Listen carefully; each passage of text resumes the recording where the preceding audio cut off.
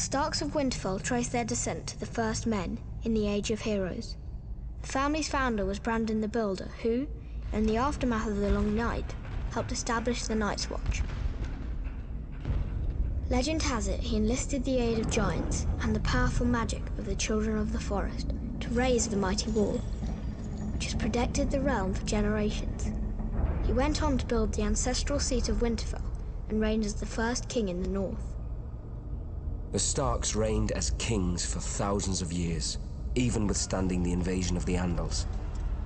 As the southern kingdoms fell and the Children of the Forest were driven away, the north stood strong, maintaining its religious customs and its way of life. Eventually, the reign of the Kings of Winter came to an end with the coming of Aegon the Conqueror. After Aegon and his dragons destroyed the combined armies of the Reach and the Rock at the Field of Fire, King Torrhen Stark bent the knee and swore fealty to the Targaryen dynasty in order to spare the destruction of Winterfell and his people. He was forever after known as the King Who Knelt. As a reward for his submission, Aegon named Torrhen Lord of Winterfell and Warden of the North. The Starks take great pride in their history and traditions. It is one of the few noble houses that still keeps the old gods. A sacred weirwood tree looms large in Winterfell's Godswood. Its ancestral sword, Ice, was forged in ancient Valyria and has been passed down through the generations. House Stark remains steadfast in its support of the Night's Watch, even as the once illustrious order has fallen on hard times. Much like their sigil, the Grey Direwolf, House Stark is the stuff of legend in the north and throughout the Seven Kingdoms. And their family words, "Winter is coming," serve as a reminder of their beginnings in the wake of the Long Night, and a grim portent of things to come. As a boy, looking out from my father's castle, I thought the sun could never set on the north, so vast did it seem. Part of me still does. The north is by far the largest of the Seven Kingdoms, and can fit the other 6 inside it. Not that the others care. Cold and damp, that's how the Southerners see the north. But without the cold, a man can't appreciate the fire in his hearth. Without the rain, a man can't appreciate the roof over his head. Let the South have its sun, flowers and affectations. We Northerners have home. Mine was once Winterfell, the ancient seat of my father's family, House Stark, who have ruled the North since the first men and were once the Kings of Winter. Growing up, Lady Catelyn made sure I knew I wasn't a Stark, no matter how much blood I shared with her true-born children. But where their name rules over the North, mine is the North. Snow. Our land stretches from the wall down to the neck, a narrow land that divides us from the rest of Westeros. Legend has it that the Children of the Forest flooded it in their war against the First Men. If that's true, every Northman owes them a debt of gratitude. The swamps of the Neck are as good as the wall for keeping out unwelcome armies. And if the swamps don't deter you, the Crannog men should. Small, shy people who rarely leave those swamps, and who follow House Reed, the gatekeepers of the North, and among the most important and loyal bannermen of House Stark. Also a bit strange. I heard their oath of fealty once as a child. It's like no other lords, ancient and dark. They swear by earth and water, by bronze and iron, and by ice and fire. Where House Reed holds the gate to the north, House Manderley holds the port, White Harbour, the closest thing to a southern city we have, governed by the closest thing to a southern family we have. Generations ago, the Manderleys were driven from the Reach, but the Starks gave them their land in return for fealty. Now White Harbour is the richest city of the north, and the Manderleys the richest family. Not in gold and silver like their southern counterparts, but in fish, grain, and trade. As for the other great northern houses, the Starks brought them into the fold during the Age of Heroes. A Stark wrestled an Ironborn for Bear Island and gave it to the Mormonts. A Stark granted a keep and land to a younger son, Carlon, in return for putting down a rebellion. His family then grew up into the Karstarks. Starks fought the wildlings and their kings beyond the wall beside the Umbers of Last Hearth, thus earning their fealty. Boltons. Back then they were the bane of the North. A few were even rumoured to wear their enemies' flayed skins as cloaks. But after centuries of war, they too bent the knee. And so House Stark became the kings in the North, but never forgot that they weren't the North. When Aegon and his dragons landed on Westeros, the kings of the Rock and the Reach sent all their men to die to defend their crowns. Torrhen Stark knelt, to spare his people the same fate. He placed duty above pride, just as my brothers in the Night's Watch had done for thousands of years at the Wall. Many think of it as the end of the world, but it's not. I've seen how the land stretches much farther than any man knows, into the land of always winter where the White Walkers came from during the long night. After the first men and the children of the forest beat them back, Brandon the Builder raised the wall and set up the Night's Watch to guard the realms of men. He gave us our oath, our castles and the gift, the lands behind the wall whose farmers and crops sustain us. Southerners may now mock my black brothers as thieves, rapers and worse, and not without cause. But the North remembers why we are there, and if we fall, the South will get a very harsh and very cold reminder.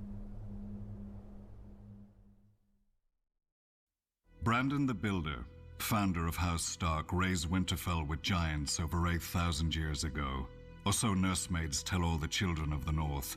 The children nod, wide-eyed, unaware of the lesson forced on them, that if even giants obeyed a Stark, so too should they.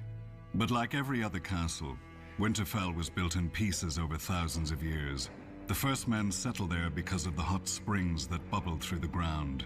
The water and the heat helped them survive the northern winters, and they built defenses to keep it for themselves. Nobody raised the castle all at once. Probably nobody meant to raise a castle at all. In those days, the Starks were not the greatest house in the north, and Winterfell was not the greatest castle. Barristan was the oldest, dating to the first king, and the Starks fought the Barrow Kings for 1,000 years. Greywater Watch was, like the Crannog men themselves, the strangest. Only marriage subdued its marsh kings. But the greatest rival to Winterfell was always the Dreadfort, and my ancestors, the Red Kings of House Bolton. If tales can be believed, we fought from the long night until the Andals came. Because of us, Winterfell raised its first walls. When we took and burnt the castle anyway, Winterfell built more keeps, more walls, more guard towers. They expanded the granaries and larders to survive our sieges. They tended the godswood to win favor with the old gods against us. As the castle grew, more farmers and villagers flocked every winter from across the north to huddle under its walls, raising the winter town. In the spring, these villagers would find themselves marching in the Stark armies to fight against us. The greatness of Winterfell is as much our doing as the Starks. But in the end, neither its stone walls nor its tall keeps and iron gates could save Winterfell. At its height, it could have lasted a year under heavy siege, but a handful of Ironborn seized it in the night, while its lord, the king in the north, was playing in the south. My dagger ended his reign, and now House Bolton holds the castle of our ancient enemies. The direwolf no longer flies from the battlements above me, nor guards the doors and cornices of Winterfell against me. Below me, miles of long-dead Starks fade into darkness and obscurity, until even their faces are lost.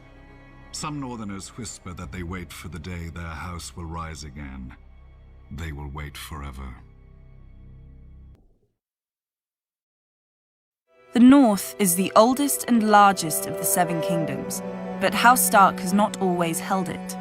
When Bran the Builder raised Winterfell and founded our line, we were vassals to the Barrow Kings, who claimed descent from the first king and thus dominion over all the first men.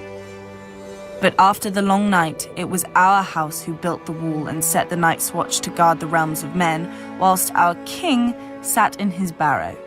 My ancestors eventually revolted, waging what singers call the 1,000 Years' War, to free our lands. Other families joined us, recognizing that the North is a cold and hard land and needed a king who served its people before himself. Finally, the last Barrow king bent the knee, and House Stark became the kings of winter. Yet we were kings in name only, for by then the North had fractured into petty kingdoms, and my ancestors would struggle to unite it again for thousands of years. Roderick Stark wrestled an Ironborn lord for Bear Island and granted it to House Mormont when he won. A younger son of our family, Carlon Stark, won his own keep after he put down a rebellion and founded House Karstark, one of the most powerful in the North. When the Manderleys were exiled from the Reach, my ancestors shielded them and gave them a home at the mouth of the White Knife, in return for holding the river against pirates and invaders. Now they're one of the wealthiest houses in the North. I'm not so naive to pretend that the entire North welcomed Stark rule.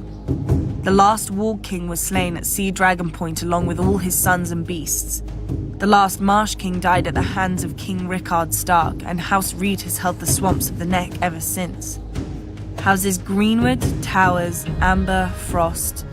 None survive today as more than names in dusty old books. But my ancestors never wanted to destroy their foes' root and stem. The Umbers of Last Hearth and the Glovers of Deepwood Motte bent the knee and became loyal vassals of House Stark. The Red Kings of House Bolton wore cloaks made from the skins of Stark princes they'd flayed, and one of the Boltons was even known as the Red Arm because he liked to plunge an arm into the bellies of captive Starks and pull out their entrails with his bare hand. The North deserved to be wiped clean of them. Yet my ancestors spared them after their defeat because they believed the North couldn't afford to fight itself any longer. Time soon proved them right.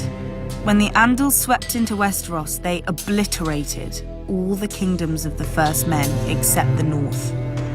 Each of the southern kingdoms fought the invaders on its own, but the North fought as one. When the Andals tried to sail up the White Knife, the Manderleys fell on their ships. When the Andals tried to march an army through the Neck, the Reeds fell on their soldiers. King Theon Stark even sailed his own army to the Andal homeland for vengeance and slew hundreds of Andal warriors. When he returned, he planted their heads on spikes along our coasts, a warning to other would-be conquerors. The warning was heeded for thousands of years, until Aegon the Conqueror. The south had already fallen to Aegon and his dragons, only the north remained. My ancestor, King Torrhen Stark, marched the north down to the Trident and beheld Aegon's army, larger than Torrhen's own by half, and with 3 dragons circling overhead. Many Northern Bannermen wanted to attack anyway, claiming Northern valor would carry the day. Others wanted to fall back to Moat Cailin and make a stand there. But Torrhen had heard how the armies of the Rock and the Reach had burned on the Field of Fire, and had seen the fires still glowing beneath the rubble of Harrenhal. He knelt and laid his ancient crown at Aegon's feet, and rose a king no more but Lord of Winterfell and Warden of the North. Some Northerners still sneer at my ancestor as the king who knelt, forgetting that because of Torrhen they're alive today to sneer. Their ancestors didn't leave their burned bones at the Trident, and their twisted swords didn't fill Aegon's new throne. Now many say that House Stark is dead and gone, and House Bolton holds the North. But the North remembers who united it. The North remembers who defended it, and the North remembers who stole it. Long ago, my ancestors spared the Boltons, trusting their oaths of fealty. I shall correct that mistake. Even the North can forget when there's nothing left to remember.